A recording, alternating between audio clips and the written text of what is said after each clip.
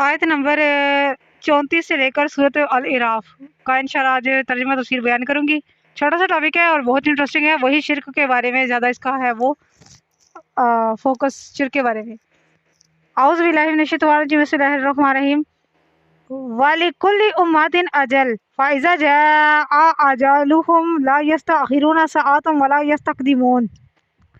या बनी आदम इम्मा यातियन्नकुम रसूलुम मिनकुम यकुस्सूना अलैकुम आयाति फमनित्तका व अस्लहा फला खौफुन अलैहिम वला हुम यहज़नून वल्लज़ीना कज़्ज़बू बिआयातिना वस्तकबरू अन्हा उलाइका अस्हाबुन नारि हुम फ़ीहा खालिदून। और हर उम्मत के लिए एक वक्त मुकर्रर है, सो जब आ जाए उनका मुकर्ररा वक्त तो ना पीछे हट सकेंगे एक बालिश और ना एक लम्हा आगे बढ़ सकते हैं। ऐ औलादे आदम, अगर आए तुम्हारे पर रसूल तुम में से जो बयान करें तुम पर मेरी आयतें, तो जिसने तकवा इख्तियार किया और अपनी इस्लाह कर ली तो नहीं है कोई खौफ उन पर और ना वो गमगीन होंगे। और जिन्होंने झुटाया हमारी आयतों को और गुरूर किया उनसे, वो दोस्ती हैं और वो इसमें हमेशा रहेंगे। आयत करीमा से सारा कुछ क्लियर है कि हर दौर में इंशाल्लाह क़यामत तक अल्लाह ताला के अहकामात बयान करने वाले मौजूद हैं और इंशाल्लाह क़यामत तक रहेंगे, क्योंकि ये वो चीज़ है जो इंशाल्लाह कभी मिटने वाली नहीं है। इसका बयान इस कुरान करीम की तबलीग तक क़यामत इंशाल्लाह होती रहेगी। मुशरिकीन लाख चाहें कि कुरान को रोक सके, अहकामात इलाही को वो रोक सके, लेकिन वो ऐसा करने पर कोई इख्तियार नहीं रखते, क्योंकि ये अल्लाह का चिराग है जो इनके भूखों से बुझ नहीं सकता। कुरान करीम में और बहुत सारी जगहों पर और सब बहुत सारे मकामात पर इस चीज़ का बयान है कि वो कुफार और मुशरिकीन चाहते हैं कि भूखों से अल्लाह के चिराग को बुझा दें। रोशन चिराग कुरान करीम ही है, ये इंशाल्लाह कभी बुझने वाला नहीं है, ताकि क़यामत ये चलता रहेगा। आयत करीमा से सारा इजी है सारा कुछ कि हर उम्मत के लिए एक वक्त मुकर्रर है, हमारे लिए एक वक्त मुकर्रर है। बाकी उम्मतों को तो उनके अंबिया अलैहिस्सलाम ने अज़ाब की खबरें दी थी कि तुम लोग अगर अल्लाह ताला के अहकामात नहीं मानोगे तो तुम पर अज़ाब आ जाएगा, इतने दिन में आ जाएगा, 3 दिन में आ जाएगा, इतने दिनों में आ जाएगा, उन्होंने बताई थी। लेकिन हमारी उम्मत की कोई मुद्दत मुकर्रर नहीं है, लेकिन लिखी हुई है, लिखा जा चुका है। बिल्कुल वैसे ही जिस तरह पैदा होने वाला एक बच्चा वो काफिर है मुसलमान है, कितना उसने रिज़्क खाना है, किस मौत से मरना है, किस जगह पर उसने दफन होना है या कहाँ पर उसने दफन होना भी है या नहीं है, वो वाले असबाब उसके होते ही हैं या नहीं, ये सारा कुछ तकदीर मतलब ईमान का एक हिस्सा है, तकदीर पर ईमान रखना। तो इसी तरह हमारा भी एक मुकर्रर टाइम फिक्स है जो ना आगे हो सकता है ना पीछे हो सकता है। इसलिए अल्लाह ताला ने फरमाया कि जिसने तकवा इख्तियार किया, मुहर्रमात को तर्क कर दिया और अपनी इस्लाह करके अताते खुदाबंदी में मसरूफ़ हो गया, तो उसे ना कोई खौफ होगा ना वो गमगीन होगा। लेकिन जिन लोगों ने हमारी आयत को झुटलाया और इन पर अमल पैरा होने से तकब्बुर करते रहे, उनका ठिकाना जहन्नुम है और वो उसमें हमेशा हमेशा रहेंगे। फमन अज़लमु मिम्मन इफ्तरा अलल्लाहि काज़िबन औ कज़्ज़ब बिआयातिही उलाइका यनालुहुम नसीबुहुम मिनल किताब हत्ता इज़ा जाअतहुम रुसुलुना यतवफ़ौनहुम क़ालू अयना मा कुन्तुम तदऊना मिन दूनिल्लाह क़ालू दल्लू अन्ना व शाहिदू अला अनफुसिहिम अन्नहुम कानू काफिरीन। और कौन ज़्यादा जालिम है उससे जिसने बहतान बांधा अल्लाह पर झूठा या झुटलाया उसकी आयतों को, उन्हें मिल जाएगा उनका हिस्सा जो उनकी किस्मत में लिखा है, यहाँ तक कि जब आएंगे इनके पास हमारे भेजे हुए जो कब्ज़ करेंगे उनकी रूहों को, तो उनसे कहेंगे कहाँ है वो जिनकी तुम इबादत किया करते थे अल्लाह के सिवा। कहेंगे वो गुम हो गए हमसे, और गवाही देंगे अपने नफ्सों पर कि वो काफिर थे। मौत के वक्त मैंने आपको बहुत दफ़ा पहले और भी बताया है, छोटी छोटी वीडियोस में भी, मैं शॉर्ट वीडियोस में भी मैं आपको बताती रहती हूँ कि जब इंसान का वक्त निज़ा होता है, मरने का वक्त होता है, जब उसकी पल्स रुक जाती है लेकिन वो होता ज़िंदा है थोड़ा सा, तो उस मौके पर उसको आगे सारी हकीकत आया हो जाती है। गोया अगरचे वो जन्नती है, दोस्ती है, सारा कुछ उसके आगे क्लियर हो जाता है, लेकिन उस वक्त کوئی فائدہ نہیں ہوتا، اور نہ ہی وہ پیچھے مڑ کر، نہ اللہ اس کو یہ توفیق دیتا ہے کہ وہ پیچھے مڑ کر اپنی قوم کے ساتھ ہم کلام ہو سکے، ان کو یہ بتا سکے کہ حقیقت کیا ہے، کس کی طرف آؤ، یا یہ شرک بدعت وغیرہ یہ چھوڑ دو، ان چیزوں پر فوکس نہ کرو۔ اس کے اوپر ساری یہ حقیقت کھل جاتی ہے، لیکن اس وقت کوئی فائدہ نہیں ہوتا اس حقیقت کے کھل جانے کا، کیونکہ تب تو دیر ہو چکی ہوتی ہے نا، تب تو کوئی اس کا عمل جو ہے اس کو کوئی وہ نہیں دے گا۔ بالکل اسی طرح جس طرح فرعون نے کیا تھا، سمندر میں وہ غوطے کھا رہا تھا، آخری سانسیں تھی اس کی، اس نے کہا تھا اے اللہ میں تجھ پر ایمان لایا، اللہ نے کہا اب تیرا ایمان کسی کام کا نہیں ہے،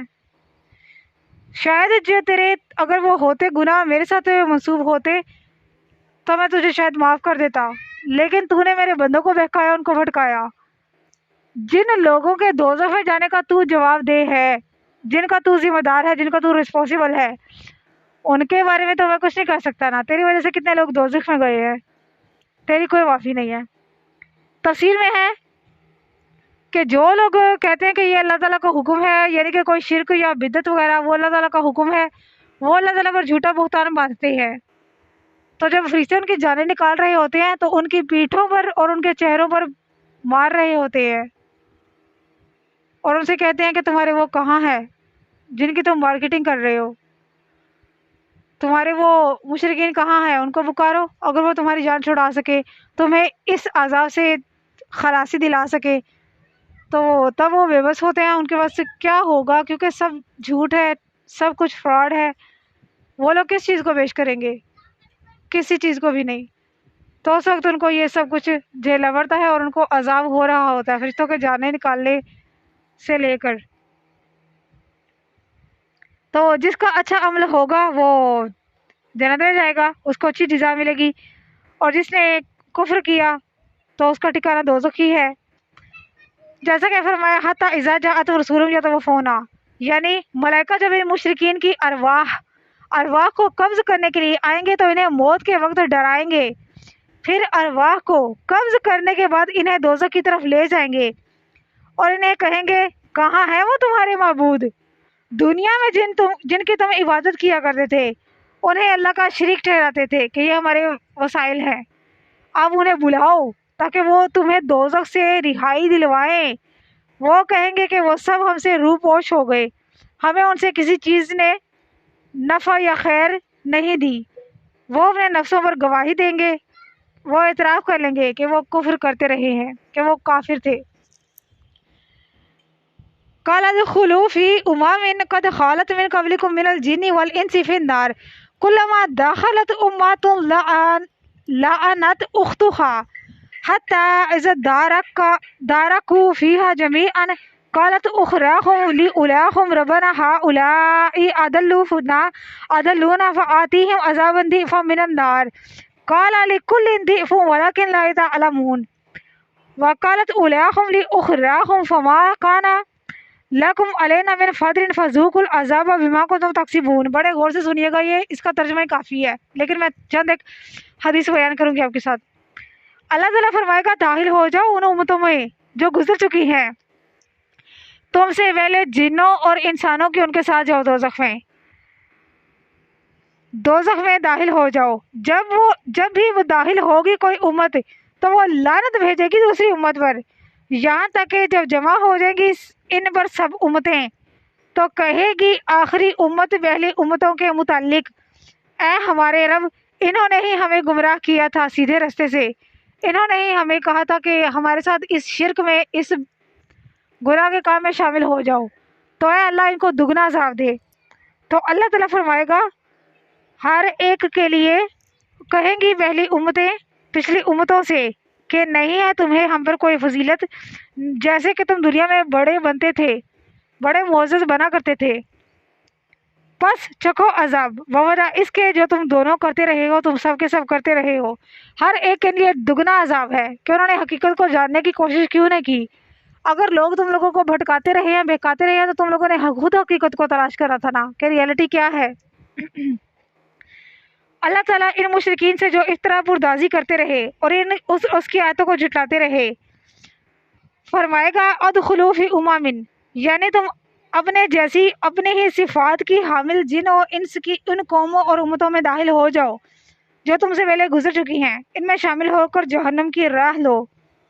تو وہ لوگ کہیں گے کہ اللہ یہی لوگ ہمیں بھٹکا دے رہے ہیں جو ہم سے پہلے دوزخ میں ہیں، تو ان کو دگنا عذاب دے۔ تو اللہ تعالیٰ فرمائے گا نہ، تم سب کے لیے دگنا عذاب ہے، کسی ایک کے لیے نہیں ہے، ان کو تو دگنا ہو ہی رہا ہے لیکن تم سب کے لیے اسی طرح کا عذاب ہے۔ حتیٰ اذا دارکوا فیہا جمیعا، جب وہ تمام دوزخ میں جمع ہو جائیں گے تو بعد میں آنے والے پیروکار اپنے ان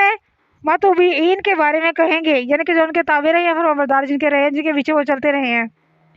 جن کا جرم ان پیروکاروں سے زیادہ شدید اور بھیانک تھا، وہ ان سے پہلے جہنم رسید ہو چکے ہوں گے۔ یہ پیروکار روز قیامت اللہ تعالیٰ سے اپنے متبوعین کا شکوہ کریں گے، وہی ان کی گمراہی کا سبب بنے، اس لیے اللہ تعالیٰ سے ان کے لیے دگنے عذاب کی اپیل کریں گے، فرمائش کریں گے۔ تو اللہ تعالیٰ فرمائے گا جیسے کہ سورۃ احزاب کی آیت نمبر 66 اور 67 میں ہے، جس روز منہ کے بل آگ میں پھینکے جائیں گے تو کہیں گے ہائے افسوس، ہم نے اطاعت کی ہوتی اللہ تعالیٰ کی اور ہم نے اطاعت کی ہوتی رسول اکرم کی، اور عرض کریں گے ہمارے رب، ہم نے پیروی کی اپنے ان سرداروں کی اور اپنے بڑے لوگوں کی، پس ان ظالموں نے ہمیں بہکا دیا تھا سیدھی راہ سے، اے ہمارے رب ان کو دگنا عذاب دے۔ اور بھی قرآن کریم میں بہت سارے صورتوں میں اس چیز کا حوالہ ہے۔ سورۃ نحل کی آیت نمبر 88، سورۃ عنکبوت کی آیت نمبر 13، سورۃ نحل کی آیت نمبر 25، بہت سارے مقامات پر ان کا